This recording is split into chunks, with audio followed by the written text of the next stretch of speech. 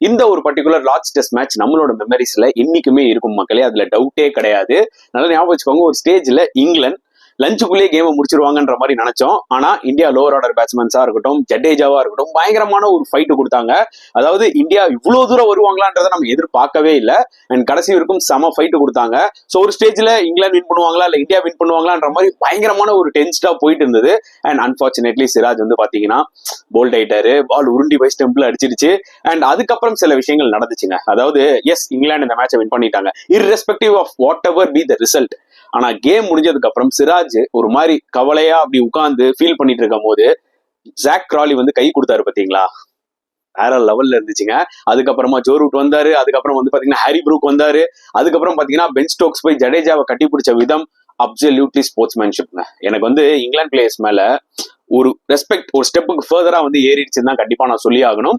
சரி, அவங்க மேல எனக்கு டிஃபரன்ஸ் ஆஃப் ஒப்பீனியன்ஸ் இருக்கு. அதாவது மேட்ச் தோத்துட்டாங்கன்னா எப்பவுமே ஒரு காரணங்கள் சொல்லுவாங்க, இது காலகாலமா. அதை நான் வந்து பாத்தீங்கன்னா அந்த ஒப்பீனியனை மாத்திக்க போறது இல்லை. ஆனா இந்த ஒரு பர்டிகுலர் மேட்ச்ல முதல்ல ஸ்லெட்ச் பண்ணது இந்தியா தான். அதுக்கப்புறம் திருப்பி கொடுத்தாங்க இங்கிலாந்து, அவங்க வந்து போலிங் பண்ணும்போது ஃபீல்டிங் பண்ணும்போது. அது கரெக்ட் தான், ஏன்னா ஆப்போனன்ட் ஒன்று பண்றாங்கன்னா அது திருப்பி கொடுக்கறதுல ஒன்றும் தப்பு கிடையாது. அப்பதான் இந்த ஒரு பர்டிகுலர் டெஸ்ட் மேட்ச் ரொம்பவே இன்ட்ரெஸ்டா இருக்கும். ஆனா அது எல்லாமே ஃபீல்டுக்குள்ள தான், அந்த மேட்ச் முடியறவருக்கும் தான். அந்த மேட்ச் முடிஞ்சதுக்கு அப்புறம் இந்த வே அவங்க அந்த ஸ்போர்ட்ஸ்மேன்ஷிப்பை காமிச்ச விதம் வந்து பாத்தீங்கன்னா hats off to all the England players.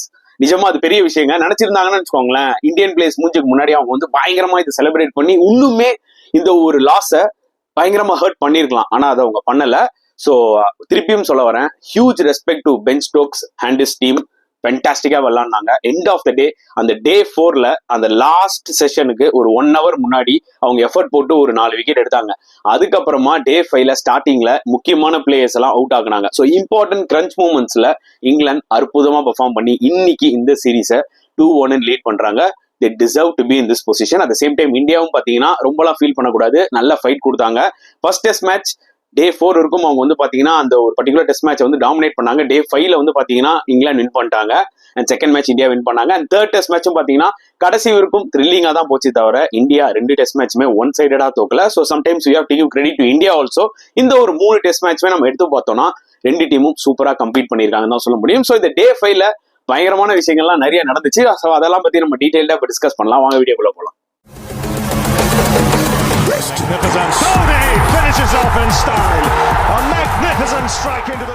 வணக்கம் நண்பர்களே. So England vs India third test match at Lord's நடந்து முடிஞ்சிருச்சு. அண்ட் இந்த ஒரு பர்டிகுலர் மேட்ச்ல இங்கிலாந்து 22 ரன்ஸ் வித்தியாசத்துல ஒரு த்ரில்லர் ஆஃப் மேட்ச் தாங்க வின் பண்ணியிருக்காங்க. டே 5 பயங்கரமா போச்சு, அதை நம்ம டீடைல்டா டிஸ்கஸ் பண்ணலாம். பட் டெஸ்ட் கிரிக்கெட்னா டெஸ்ட் கிரிக்கெட் தான், ஒத்துக்கிறீங்களா?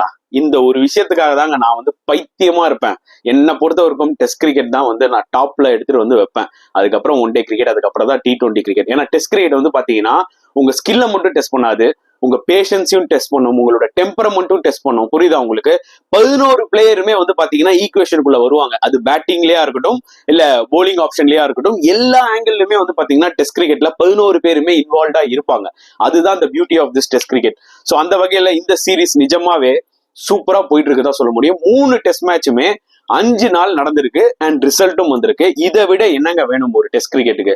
Absolutely credit to both the teams. 2 டீமுமே வந்து பாத்தீங்கன்னா மாத்தி வேற லெவல்ல விளையாடிட்டு இருக்காங்க. ஆனா ஒரு ஸ்டெப் ஃபர்தரா இங்கிலாந்து வந்து பாத்தீங்கன்னா நல்லா பெர்ஃபார்ம் பண்ணி இந்த சீரீஸை வந்து லீட் எடுத்திருக்காங்க. அவங்களுக்கு ஒரு ஹியூஜ் கிரெடிட் கொடுத்தே ஆகணுங்க. சோ இப்போ வந்து பாத்தீங்கன்னா டே 5 எப்படி போச்சுன்றதை டிஸ்கஸ் பண்ணலாம். என்னோட ப்ரீவியஸ் வீடியோல நான் சொல்லியிருந்தேன், லைவ்லேயே சொல்லியிருந்தேன், இந்த மாதிரி பாத்தீங்கன்னா இங்கிலாந்து தான் மோஸ்டா வின் பண்ணுவாங்க. மேபி ஒரு 50-60 ரன்ஸ் வித்தியாசத்துல கூட அவங்க வின் பண்ண சான்சஸ் அதிகமா இருக்குன்ற மாதிரி சொன்னா, அது பியூரா வந்து பாத்தீங்கன்னா கண்டிஷன்ஸ் வச்சுதான் சொன்னேன்.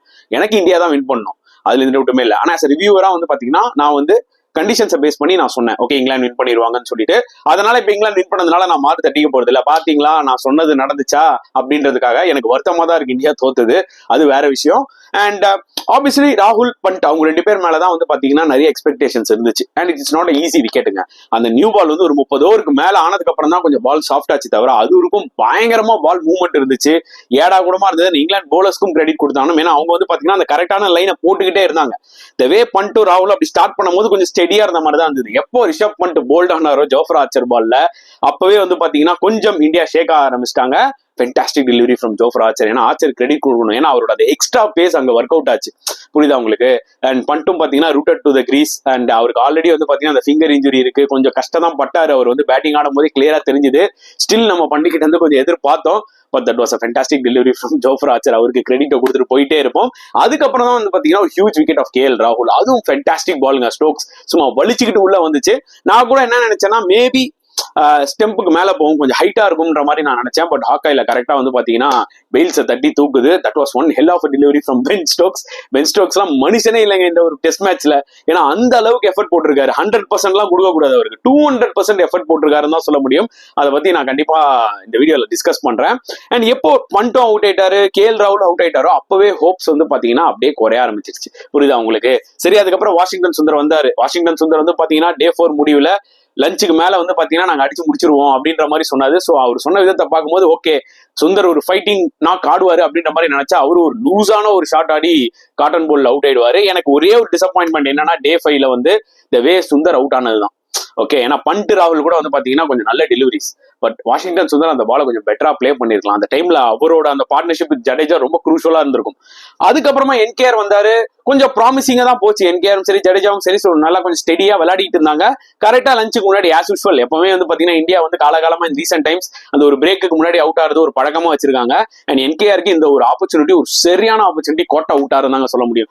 நின்னு கிட்ட கொண்டு வந்திருக்கலாம் இந்த ஒரு மேட்சை. ஆனா அது வந்து பாத்தீங்கன்னா அவுட் ஆயிட்டாரு. Outside off stump. தேவையில்லாம அந்த பால் அவர் வெல்லிஃப்ட் கூட விட்டுருக்கலாம், தேவையில்லாம பேட்டை விட்டு எஜ் வாங்கி அவுட் ஆயிட்டாரு. பட் கிறிஸ் வோக்ஸ்க்கு கிரெடிட் கொடுக்கணும், ஏன்னா அந்த நாகிங் லைன் போட்டுட்டே இருந்தாரு அந்த ஓவர்ல. அண்ட் எப்போ என்கேஆர் அவுட் ஆனாரோ அப்பயே நான் நினைச்சேன் ஓகே முடிஞ்சு போச்சு, நம்ம எல்லாருமே நினைச்சிருப்போம்ல அவ்வளவு சீக்கிரமா முடிஞ்சிடும் அப்படின்னு சொல்லிட்டு. அண்ட் அதுக்கப்புறம் பாத்தீங்கன்னா பும்ரா கொஞ்ச நேரம் ஒரு ஃபைட் கொடுத்தாரு. ஸோ லஞ்ச் டைம்ல வந்து 110 for 8 இந்தியா இருந்தாங்க. அண்ட் செகண்ட் செஷன்ல ஒரே ஒரு விக்கெட் தாங்க இந்தியா விட்டாங்க. ஜடேஜாவும் சரி பும்ராவும் சரி அப்படி ஒரு ஃபைட் கொடுத்தாங்க. ஓகே, ஜடேஜா வந்து பாத்தீங்கன்னா லூஸ் பால்ஸை கொஞ்சம் பவுண்டரி அடிச்சாரு. அபார்ட் ஃப்ரம் தட் வந்து பாத்தீங்கன்னா இந்த 4th ball 5th ball single எடுக்கிறதா இருக்கட்டும், அண்ட் பும்ரா ஒரு பக்கம் பாத்தீங்கன்னா அந்த ஒரு 2-3 பாலை பிளாக் பண்றதா இருக்கட்டும், ஒரு பயங்கரமான ஃபைட் போச்சு.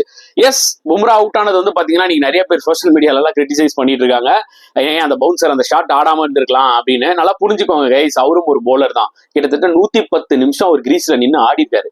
ஓகே, சம்டைம்ஸ் என்ன ஆகும்னா பவுன்சர் டாக்டிக்ஸ் சடனா இங்கிலாந்து போடுறப்போ அந்த பவுன்சரை டேக்கிள் பண்ணலாம் ஆடும்போது கிளவுல கீழே போட்டு ஏதாவது இன்ஜுரி ஆக கூட வாய்ப்புகள் இருக்கு. போலர்ஸ்க்கு ஒரு டெம்பரமெண்ட் தான் இருக்கும் பேட்டிங் ஆடும்போது, எக்ஸ்ட்ரானரியா நம்ம எதிர்பார்க்க முடியாது. சம்டைம்ஸ் வந்து பாத்தீங்கன்னா பும்ரா அந்த மாதிரி ஷாட்டுக்கு ஜென்ரலா போவாரு. அவர் என்ன நினைச்சாருன்னா ஓகே இந்த ஷாட் ஆனா ஒரு பவுண்டரி கிடைக்கும்ன்ற மாதிரி ஆனாரு. அன்பார்ச்சுனேட்லி அவுட் ஆயிட்டாரு. பட் அதுக்காக நம்ம அவர் ஆடின ஷாட்னாலதான் இன்னைக்கு இந்தியா தோத்துட்டாங்கன்னு சொல்லவே முடியாது. ஏன்னா batsman should have taken some responsibility. ஓகேங்களா? சோ அந்த வகையில வந்து பாத்தீங்கன்னா பும்ரா அவரோட ஜாபை பண்ணிட்டு போயிட்டாரு தான் நான் சொல்லுவேன். சரி, பும்ரா அவுட் ஆகும் போதே வந்து பாத்தீங்கன்னா கிட்டத்தட்ட ஐ திங்க் ஒரு 58 ரன்ஸோ 48 ரன்ஸோ டு வின் இருந்துச்சு. கஷ்டம் தான். சிராஜ் வந்தாரு, சரி கேமை முடிச்சிருவாங்க இங்கிலாந்து நினைச்சா அதுக்கப்புறம் இன்னொரு ஒரு ஃபைட் ஸ்டார்ட் ஆகுது. ஓகே, சோ டீக்கு அப்புறம் வந்து பாத்தீங்கன்னா திருப்பியும் வந்து பாத்தீங்கன்னா தம் கட்டி ஆடுறாங்க. ஜடேஜாவும் சரி சிராஜும் சரி 30 ரன் தான் அடிக்கணும். சோ அந்த 20க்கு கீழே போக ஆரம்பிச்சிருச்சுன்னா கண்டிப்பா இங்கிலாந்து வந்து பாத்தீங்கன்னா அண்டர் பிரஷர்ல இருந்திருப்பாங்க, அதுல டவுட்டே கிடையாது. அண்ட் அன்பார்ச்சுனேட்லி 23 ரன்ஸ் இருக்கும் போது ஷோயப் பஷீர் இன்ஜுரியோட வந்து போட்டாருங்க. நல்லா ஞாபகம் வச்சுக்கோங்க. அந்த பாலை டிஃபென்ஸ் ஆடினாரு. அன்பார்ச்சுனேட்லி பால் அப்படியே பிச்சாகி உருண்டு போய் ஸ்டெம்ப்ல அடிச்சிருச்சு. அதாவது என்ன பிரச்சனைனா நிறைய பேர் வந்து சிராஜ் அந்த பாலை தடுத்துருக்கலாம்லன்னு சொல்லுவீங்க. ஆனா சிராஜ் வந்து பாத்தீங்கன்னா ஒரு மாதிரி இப்படி ஆடிட்டு சுத்தமா ஒரு பால் எங்க இருக்குன்னே அவரால் ஐடென்டிஃபை பண்ண முடியல. புரியுதா உங்களுக்கு? சோ அதனால ஹி வாஸ் சர்ச்சிங் த பால் எங்கடா இருக்குன்ற மாதிரி. சோ அதனால அதுவும் பாத்தீங்கன்னா அவர் மேல நம்ம மிஸ்டேக் சொல்ல முடியாது, அவருக்கு கிரெடிட் தான் கொடுக்கணும். எந்த அளவுக்கு ஸ்ட்ராங்கா அவர் டிஃபென்ஸ் ஆனாருன்றது பாத்தீங்கன்னா கண்டிப்பா அவருக்கு கிரெடிட்டை கொடுத்துதான் ஆகணும்.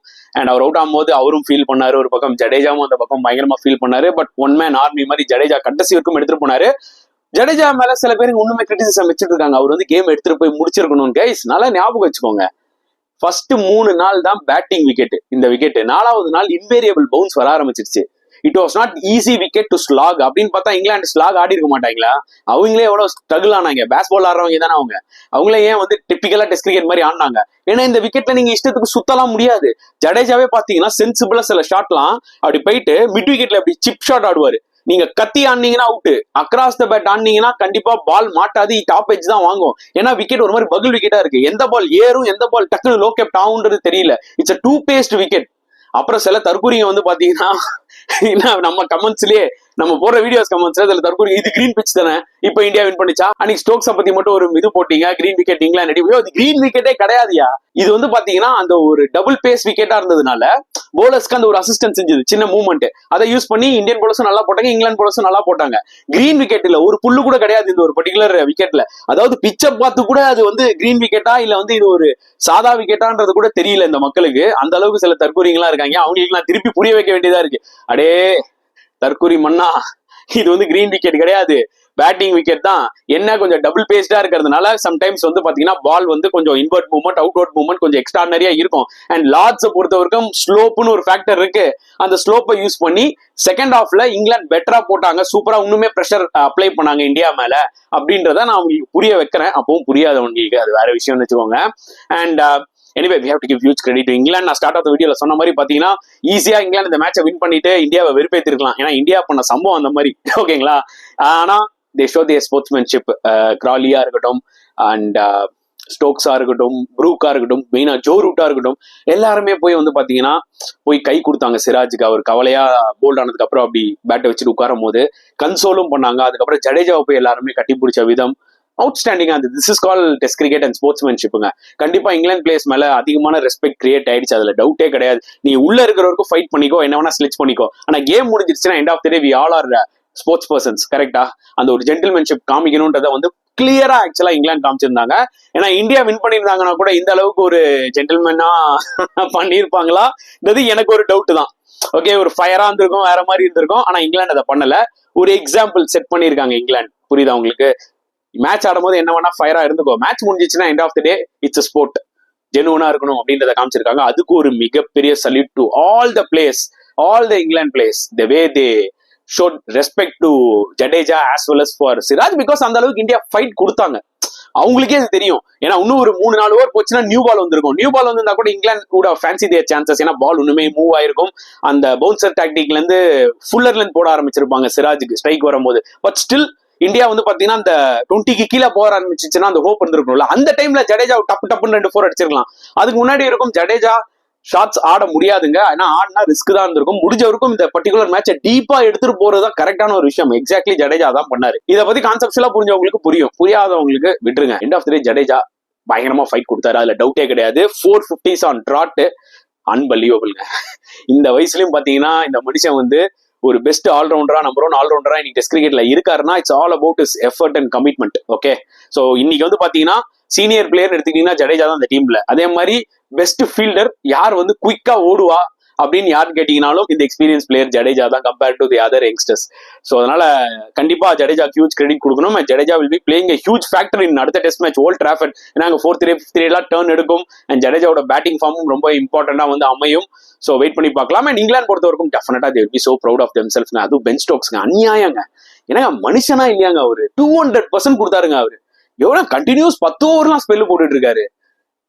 அவரு இதுக்கு முன்னாடி ஒரு பேட்டி கொடுத்தாரு சீரீஸ்க்கு முன்னாடி. என்னன்னா, நான் வந்து பீர் அடிக்கிறதுலாம் நிப்பாட்டிட்டேன், ஏன்னா அது வந்து ஒரு மாதிரி நம்மளே அறியாம ஒரு வெயிட் மாதிரி போடுது உள்ள, அந்த சதை கிரியேட் ஆகுது. அதனால பாத்தீங்கன்னா என்னால ஒரு ஃப்ரீக்வெண்டா போலிங் போட முடியல, அப்பப்போ இன்ஜுரி ஆயிடுறேன். சோ அதை நான் ஸ்டாப் பண்ணிட்டேன். எனக்கு சில விஷயங்கள்லாம் நான் சாக்ரிஃபைஸ் பண்ணிருக்கேன். ஸோ டெஸ்ட் கிரிக்கெட் பொறுத்தவரைக்கும் என்னோட கரியரை நான் வந்து ப்ரொலாங் பண்ண பாக்குறேன். இதெல்லாம் ஈஸியா சில பிளேஸ் வாயில வட சுடுவாங்க. ஓகே, ஆனா இவர் வாயில வட சுடல. இவர் என்ன சொன்னாரோ அது இப்ப செஞ்சுட்டு இருக்காருன்னு தான் சொல்ல முடியும். 3 டெஸ்ட் மேட்சா போலிங் போட்டிருக்காரு. செகண்ட் டெஸ்ட் மேட்ச்ல வேணா கொஞ்சம் கம்மியா போட்டிருக்கலாம், ஆனா ஃபர்ஸ்ட் டெஸ்ட் மேட்சும் சரி, இந்த 3rd டெஸ்ட் மேட்சும் சரி, அன்பலியபிளா பென் ஸ்டோக்ஸ் போலிங் போட்டிருக்காருங்க. எஸ்பெஷலி இந்த 3rd test match deserve to get that man of the match. ஏன்னா அவரோட கான்ட்ரிபியூஷன் வேற லெவல்ல இருந்ததுங்க இந்த டெஸ்ட் மேட்ச். இந்த டெஸ்ட் மேட்ச் வின் பண்ண முக்கியமான காரணமே பென் ஸ்டோக்ஸ் தான். அவர் அடிச்ச அந்த க்ரூஷியல் ஒரு 48 ரன்ஸ் ஃபர்ஸ்ட் இன்னிங்ஸ்ல, அப்புறம் ரன் அவுட் அடிச்சது ரிஷப் பண்ட். ஓகே, அதுக்கப்புறம் போலிங் போட்டு விக்கெட்ஸா எடுத்தது. அண்ட் செகண்ட் இன்னிங்ஸ்ல கான்ட்ரிபியூட் பண்ணார்ல ரன்ஸ்ல. So outstanding effort from Ben Stokes. First 2 மேட்சும் கொஞ்சம் டிசப்பாயிண்டிங்கா இருந்தது அவரோட பெர்ஃபார்மன்ஸ் ஓவராலா பார்க்கும்போது. ஆனா இந்த மேட்ச்ல ப்ரூவ் பண்ணி காமிச்சிட்டாரு. Deserve to get that man of the match once again நான் சொல்றேன். சோ இந்த மேட்ச் இந்தியா வின் பண்ணி தான் ஜடேஜா கொடுத்துருக்கலாம். இங்கிலாந்து வின் பண்ணதுனால டெஃபினட்டா பென் ஸ்டோக்ஸ் தான் கொடுக்கணும், அதுல டவுட்டே கிடையாது. 2 ஆல்ரவுண்டர்ஸும் இந்த டெஸ்ட் மேட்ச்ல கலக்கிட்டாங்க. அண்ட் கண்டிப்பா huge credit to England bowlers. Jofra Archer first இன்னிங்ஸ்ல அப்பதான் வந்து செட்டில் ஆனாரு. செகண்ட் இன்னிங்ஸ்ல பாருங்க எவ்வளவு க்ரூஷியல் விக்கெட்ஸ் எடுத்து கொடுத்தாரு, அது ரொம்ப இம்பார்ட்டன்டா இருந்துச்சு. பிரைடன் காஸ் டே 4 முடிவுல கருண் நாயர் விக்கெட்டா இருக்கட்டும், இன்னொரு பக்கம் நீங்க வந்து சுப்மன் கில் விக்கெட்டா இருக்கட்டும், அதுவும் ரொம்ப க்ரூஷுவல். கிறிஸ் வோக்ஸ் வந்து பாத்தீங்கன்னா நடுவுல வந்து சில விக்கெட் டேக்கிங் டெலிவரிஸ் போட்டு விக்கெட் எடுத்ததா இருக்கட்டும். அண்ட் பஷீரும் பாத்தீங்கன்னா இன்ஜுரியோட வந்து அந்த ஒரு ஸ்ட்ராங் கேரக்டர் காமிச்சதா இருக்கணும். It was outstanding effort. அதுக்கப்புறம் ஷோயப் பஷீர் பாத்தீங்கன்னா due to that finger injury I think is ruled out of the series. So இது ஒரு விதத்துல நல்லதுதாங்க. ஏன்னா England can bring in Ian Hartley or Liam Dawson. நான் லியாம் டாசன் எடுத்துட்டு வருவேன், நல்ல ஃபார்ம்ல இருக்கார் ரீசென்ட் டைம்ல இன் ஆல் ஃபார்மட். ஓகேங்களா? பிளஸ் சரியான பேட்ஸ்மேனும் அவரையும் நீங்க இன்க்ளூட் பண்ணிட்டீங்கன்னா 11 பேருமே வந்து பாத்தீங்கன்னா இங்கிலாந்துல பேட்ஸ்மேனா இருப்பாங்க. என்ன பொறுத்த வரைக்கும் இங்கிலாந்து ஸ்மார்ட்டா இருந்தாங்கன்னா லியாம் டாசனை உள்ள எடுத்துட்டு வரணும். இது என்னோட ஒரு கருத்து. சோ இந்தியா பொறுத்த வரைக்கும் இந்த மேட்ச் தோக்கிறதுக்கு காரணங்கள் நிறைய இருக்குங்க. அதாவது நம்ம நிறைய விஷயங்கள் ஸ்பிளிட் பண்ணி சொல்லலாம்.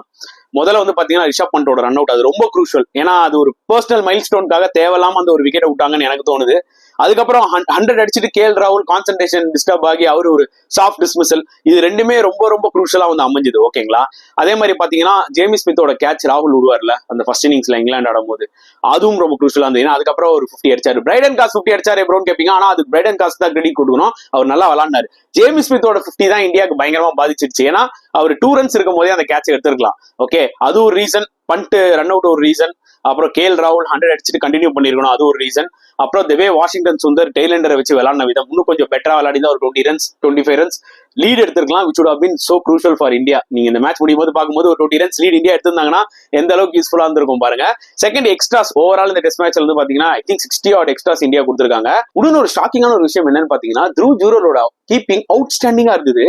ஆனா சில எக்ஸ்பர்ட்ஸ் சில யூடியூப் சேனல்ல த்ரூ ஜூரலோட கீப்பிங்கை பத்தி கேள்விக்குறி எழுப்புனாங்க. எனக்கு ரொம்ப ஷாக்கிங்கா இருந்தது. மேட்ச் பார்த்தாங்களா இல்லையான்னு எனக்கு தெரியல.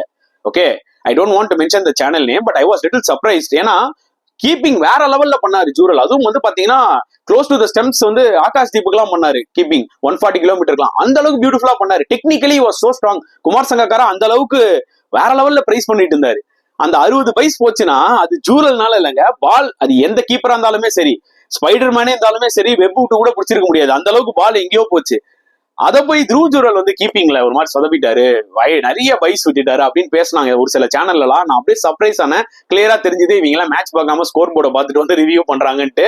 த்ரூ ஜூரல் அவுட்ஸ்டாண்டிங்கா பண்ணாரு. ஏன்னா பண்ட் ஆப்சன்ஸ்ல பண்ட்டுக்கு அந்த ஃபிங்கர் இன்ஜுரினால he could able to come and bat only, keeping பண்ண முடியல. அண்ட் அடுத்த சில காரணங்கள் என்னன்னு பாத்தீங்கன்னா நல்லா ஞாபகம் வச்சுக்கோங்க, ஈக்குவலா பண்ணிட்டாங்க ஸ்கோரை. அண்ட் இந்தியன் போலர்ஸ் நல்லா போட்டாங்க. ஆக்சுவலா இந்தியன் போலர்ஸ் வந்து நம்ம எதுவுமே குறை சொல்ல முடியாது. செகண்ட் இன்னிங்ஸ்ல சூப்பரா போட்டு 192 ஆல் அவுட் பண்ணிட்டாங்க. அதுல எந்த டவுட்டுமே கிடையாது. இந்தியா பேட்டிங்ல பண்ண மிகப்பெரிய அடுத்த தவறு என்னன்னு பாத்தீங்கன்னா எஸ்எஸ்வி ஜெய்ஸ்வால் அவுட் ஆனதுதான். அது இன்னொரு ஒரு முக்கியமான ரீசன் இந்த மேட்ச் இந்தியா தோக்க.